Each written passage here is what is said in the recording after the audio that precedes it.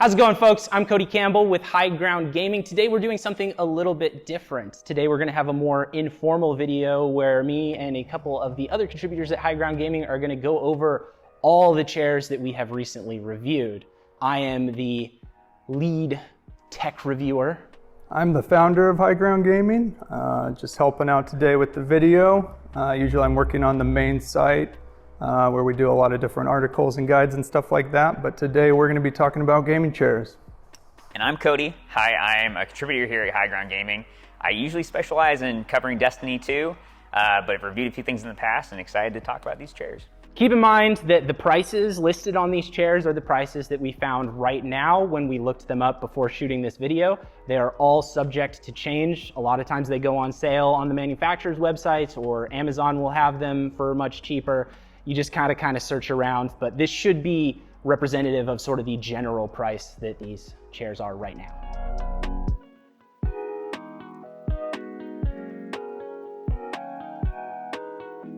All right, so we're gonna start off with this guy, the Cooler Master. You reviewed this one, Cody. What is this one? This is the Cooler Master Caliber R2. Should I stand? Do you want me to stand? If you want to. Cool. Yeah.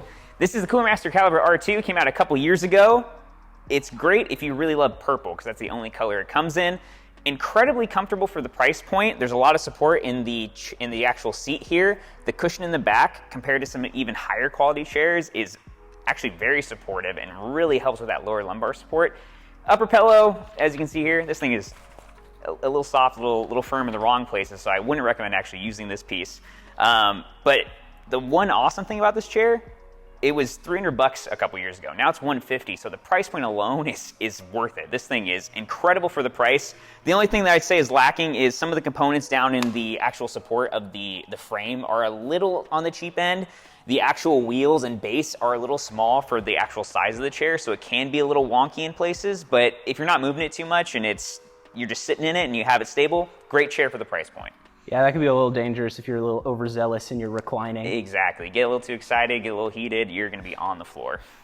All right, so we'll move on to this one. This is the Easy SMX gaming chair. It doesn't have a designation, it's just, I think it's the only chair they sell. This was the first gaming chair I reviewed, and I think I gave it a 3.5, and after having used it for a while after making that video, I think I was too generous. This chair has degraded quite a bit in the time since we've had it. One of the things that I pointed out that I really didn't like about it initially was that there is plastic piping in the wings on this, so if you're not a petite enough person that your legs aren't rubbing on those, then it can be uncomfortable. Also, over time, the gas chamber that raises and lowers it has definitely lost a lot of its oomph. It's leaning forward, which makes me think that some of the actual structural steel on the bottom of this is bent out of place. And yeah, overall, it's just not holding up very well. It is on the cheaper side. It's smaller, so there's not a lot of smaller chairs on the cheaper side, especially for shorter people who maybe these taller chairs, their feet don't touch the ground. So that is something, it is an option for those people where they might not have another one. But if you can fit in a bigger chair, then you probably want it. How about that footrest down there? Oh yeah, there's a footrest. Can't forget that. Yeah, which, again, I'm a little too big for this chair, so this might not happen with everyone, but my wife, who is quite a bit shorter than me, has used this chair, and it happens to her too. You put your feet up, and the chair goes straight forward like this. Maybe it'd be better if I reclined all the way. It's a bit better. Almost slightly. It looks like it wants you to leave the chair, so I don't know if it's actually going to do its job. I don't know if you're going to be If you put like a trap door underneath of it, it makes a good escape chute sort of thing. Yeah. All right, Ben. Yeah, so this is the Respawn 200. You'll notice that this is all mesh on the back side here. And so the seat, we've got leatherette here, but the mesh is super, super nice for staying cool. My wife actually reviewed this chair. Gosh, it's got to be like a few years ago now. And it's held up pretty good. You can see some of the stitching on the pillows kind of coming off. But all these seams are still really tight. There's no, mesh fraying here, so that's in good shape. She is on the shorter side, so one of her complaints was being able to reach the adjustments, they're way, way down here. Oh, those are very low. So pretty low down there. It's comfortable, but I wouldn't put it up there with the most comfortable gaming chairs we've reviewed. You definitely need, like, this isn't a great head pillow here, but you definitely need that because there's just really, really thin padding under this pillow. So it does have this kind of lumbar back support thing. It's a little bit wonky. I've never seen a mechanism like this before in a gaming chair. You can kind of adjust it. So as you're sitting down, you kind of adjust it and get it just right for your back. So they didn't do the back pillow there, but they did do this. It's interesting that there doesn't seem to be a locking mechanism for that. It's loose. It's, like I said, a little wonky. So also, I'm gonna cut in real quick because while I was moving these around, I noticed that this back is not the most stable thing in the world. Fully immersive, right? It rumbles as you rumble. There you go. Yeah, and these wings they're almost like handles. We used to be working out of a home office kind of environment, so we were in a pretty tight space, and I do remember bonking into these quite a bit. So I don't know if that's a feature or a bug, but it does kind of look cool, but at the same time, they're pretty, they're poking out. They're gonna get you. So that's kind of one knock I have against this chair. The back does look cool. Just the plastic design looks cool. Anybody coming in from behind is gonna think you're real slick, so that's a plus. Yeah. But that's Respawn 200. They make a ton of different chairs. You can see on like Amazon, I think they have dozens out there. Kind of like the X-Rocker brand. There's just a ton of chairs that Respawn makes. A lot of different like console and TV gaming chairs. And then the whole like PC gaming range too. So they've got a lot of stuff out there. Nice. So what do you guys think out of these three chairs? I think we kind of already decided before we started shooting the video that we think maybe the Cooler Master is definitely the best chair if you want to get one on the low end. Mm-hmm. It's high, yeah, they hold up. This thing's been around for a couple years, gotten a lot of heavy usage. They're pretty well known for having a pretty reasonable price on their products on the slightly lower end, but the things hold up. So if you're looking for something that's, very budget friendly, but is gonna last you and be incredibly comfortable, yeah, this one, definitely the way to go. You think so too? 100%, yeah. For $150, super hard to beat that. Mm-hmm. Yeah. The only thing I would say is like if you run really hot and you're overheating all the time in your leather, maybe try to find, a mesh chair. Mm-hmm. That would be the only edge this one has, but yeah, agreed. Yeah. Yeah. The only edge this one would have is if that chair is too big for you, or you hate purple. Yeah, purple. Yeah, you have to love purple. There's no other color option, so. I don't know why anyone would hate purple. But. All right, let's move on to the mid tiers.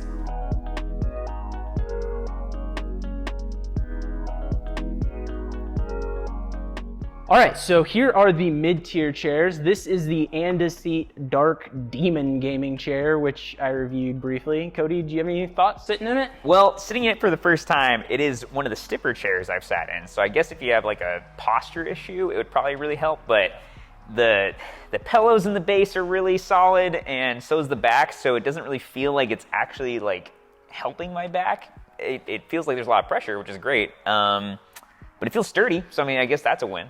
There you go. Another thing that I noticed that we were just talking about is that because the cushions come out so far, it sort of keeps your back off the chair because the distance between the cushions and your back kind of creates this void between your mid to lower back and the actual chair itself. This is another one of those ones where I found myself taking the neck pillow and lumbar support off of the chair a lot because I felt more comfortable without them.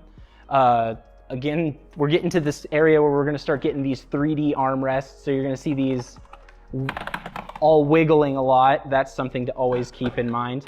Also, something that I've noticed about Andaseat chairs in general is that there tends to be a little bit of an incline to the seat where this is the back of the seat and this is the lip. So your legs are always going to be going just a little bit up. It's really nice for reclining, but it could cause some circulation issues if you're trying to sit upright for long periods of time.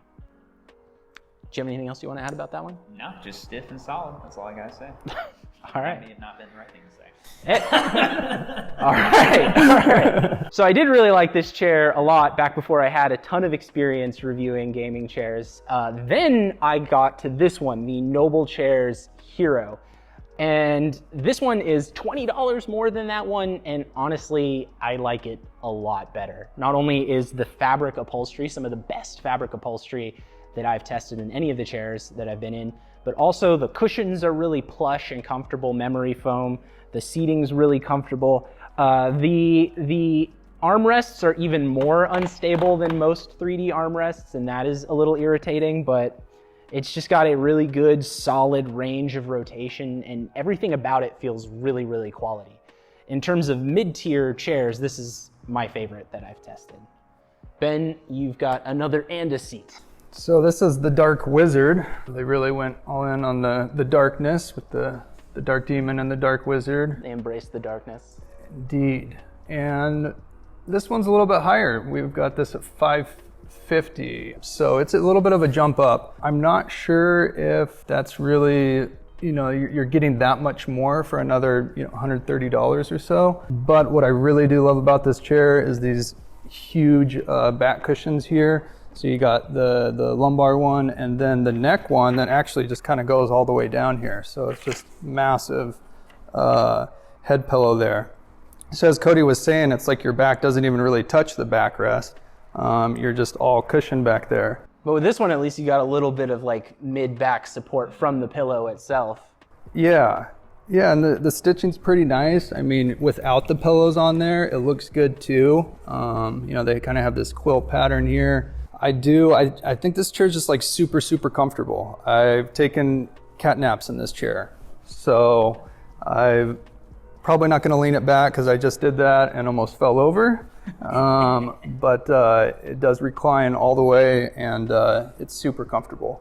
Yeah, Andaseat is kind of another big player in the gaming chair space. They're over in China. I've kind of seen them over the years step their quality up, and I think they're gonna be kind of among probably the top 5 in of the gaming chair brands. So I still I like the Hero a lot for the price and what you're getting for it. That's kind of probably my favorite out of these 3. What do you guys think? I would agree with that. I think the breathability of it just feels nice. Like Cody was saying, like just the fabric is just, especially like this is maybe only for those that have kids, but like it looks like it cleans real easy too. So like that's a real plus. So if you have kids who are constantly coming up and got sticky fingers and stuff, that would be great. It did seem like the most comfortable. Yeah, I don't know if it'd be easy to get a milkshake out of it, but in terms of like hairs and general spills and stuff, I just use a lint roller on it and everything comes right off. All right, I think that's it for the mid-tier chairs. Let's move on to the really exciting ones. Let's go to the high-end chairs.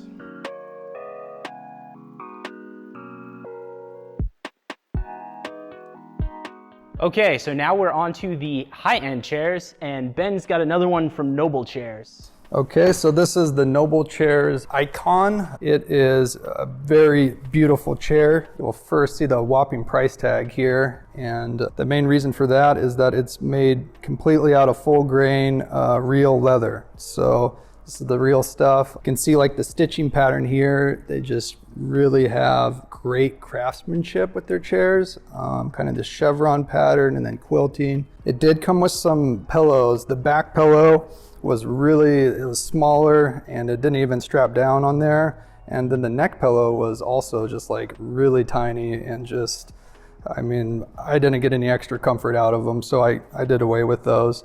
It's also a super, super heavy chair. So I looked it up. It's, when I was reviewing this chair, it was 70 pounds. So it is a tank of a chair. It is super heavy. You don't want to be hauling this around too often. They're a German manufacturer. They're probably one of the top brands in Europe right now. We've got we did the Hero earlier, and this is the Icon. So I think they have a range of 4 or 5 models. And then this one, we just looked it up. They're now offering it.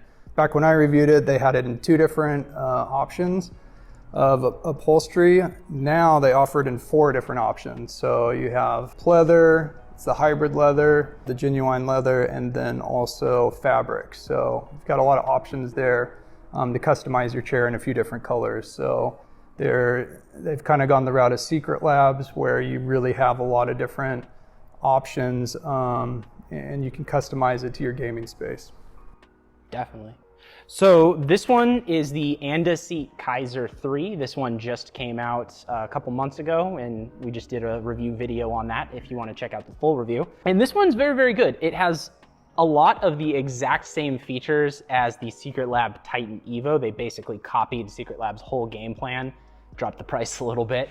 And one thing that I liked better about this one than the Evo is that the cushion is a little bit softer. But it also has some of the same features. It has the removable arm pads, the 4D armrests, the magnetic neck pillow, and the one thing that I think that this has that is actually very, very important in a high-end gaming chair is that instead of the lumbar pillow like most of the other ones have, it comes with these knobs that adjust a built-in lumbar support. So one of these knobs will raise the lumbar support up and down, and the other one will push it out or bring it back in. So you can really fine-tune where your lower back is and how much support you want.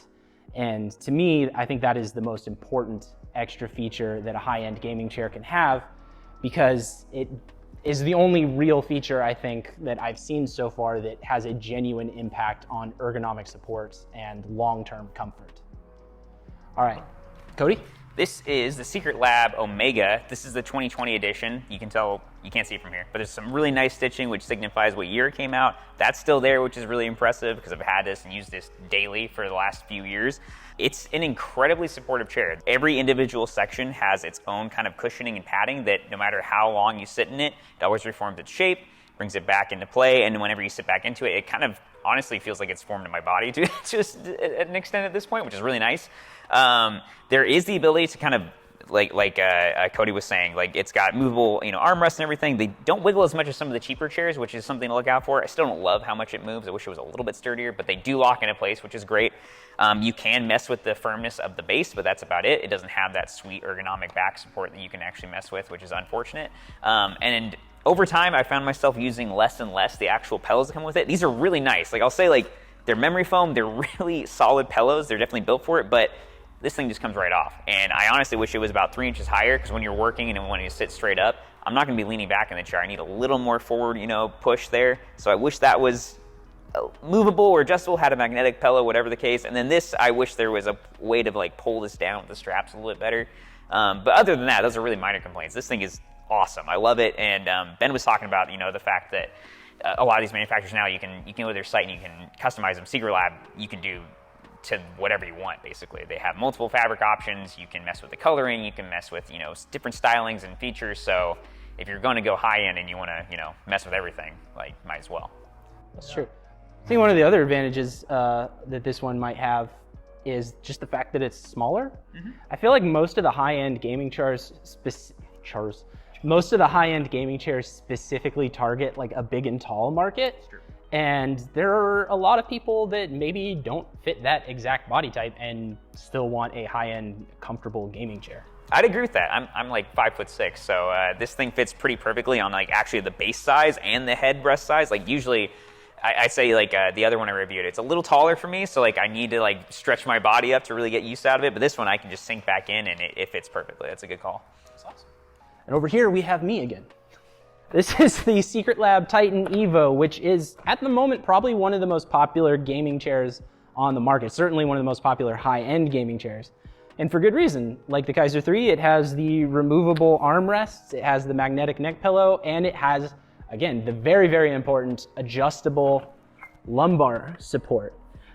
I feel like the Kaiser 3 has a big advantage over this in the fact that A, it's a little bit cheaper, and B, the cushioning on the Kaiser 3 is much softer. This is very, very firm. And I usually like firm cushioning, but this, I've heard people describe it as feeling like they're sitting on a stack of yellow pages or like a bunch of bricks. I don't think it's that bad, but it is definitely firmer than I would want. While I was reviewing it, I was sitting in it for 8 hours a day, writing articles and such, and you could definitely feel it after a while. So if you're the kind of person who likes big, long gaming sessions, this might be a little too firm. I can't speak to whether or not it would break in over a really long time, over years or something. I've only used it for a couple of months, but it does feel a little too firm for me. Other than that though, exquisite build quality all the way around. The stitching is fantastic. The fabric upholstery feels and looks great. It's easy to clean, it's easy to take care of. The padding on the armrest is a little nicer than the Kaiser 3. The magnetic pillow is a little nicer than the Kaiser 3. It just generally feels like a more solid, more premium build than the Kaiser 3. So there is some give and take there. If the cushioning, which is, you know, a big selling point, is more important, then I would go for the Kaiser 3. But if you want a really firm cushion and you prefer just like overall premium build, then I think the Secretlab still wins. I think that's it for us. That's all of our chairs. I hope that was enough chairs. What do we think? Is Secretlab the king of gaming chairs? I would say yes for two reasons. One, because the Kaiser 3 straight up stole Secretlab's game plan. So all the innovation was Secretlab's doing. I think the Kaiser 3 is, you know, in terms of a consumer's perspective of what they're going to buy right now, the Kaiser 3 might be the better bargain. It's a little cheaper, you get all the same features and a softer, more comfortable cushioning. Oh, I forgot to mention, we were talking earlier, I really do not like the plastic cutouts on the Kaiser 3, which the Titan Evo does not have. Not great for reclining. No, when you recline, if you put your arms up or back at all, then they dig into the shoulder blades a little bit, which is not pleasant. But yeah. We're getting a little nitpicky now. Yeah. In terms of innovation and in terms of build quality, I think the Secretlab is still king. In terms of budget value, which is an odd thing to talk about when you're talking about $500 chairs, the Kaiser wins out a bit. Yeah, it's kind of like the mattress thing. Do you want a firmer or a softer mattress? And everyone has their own opinion on that. And so definitely, yeah. But yeah, just Secretlabs and how much customization they have, and how, like, you know, if you're into Game of Thrones or a particular superhero, they probably have got one for you. So that's true. I think that's super cool. I think they also have a fabric and a genuine leather. I'm not 100% sure about the genuine leather. I think they have it as an option, but every time I looked at it, it was sold out or something like that. I think it's for specific chairs, certain models. Yeah, so I don't know if that one does or will ever come in genuine leather. I know that this one does, in addition to their 50+ pleather options that they have on there in terms of designs. So there's definitely a lot more customization in terms of Secretlab. Yeah, and they seem to, I think with every year and release, they do some really nice tweaks to each chair every time too. Like there's not this like stable, like, we did it, we're not gonna upgrade this ever again. They stick with the same models, and they just tend to just do micro adjustments that make them better. So I think that's the other thing that's nice about them, is that it seems like they take feedback, it seems like they're constantly trying to innovate on the chairs, and that's nice. So like if you want to get one from a couple years ago, it might be a little bit cheaper now, but you could also be looking at the ones that are most recent and have some very minor adjustments that might make a difference for you. Yeah, or if you're looking at the used market also.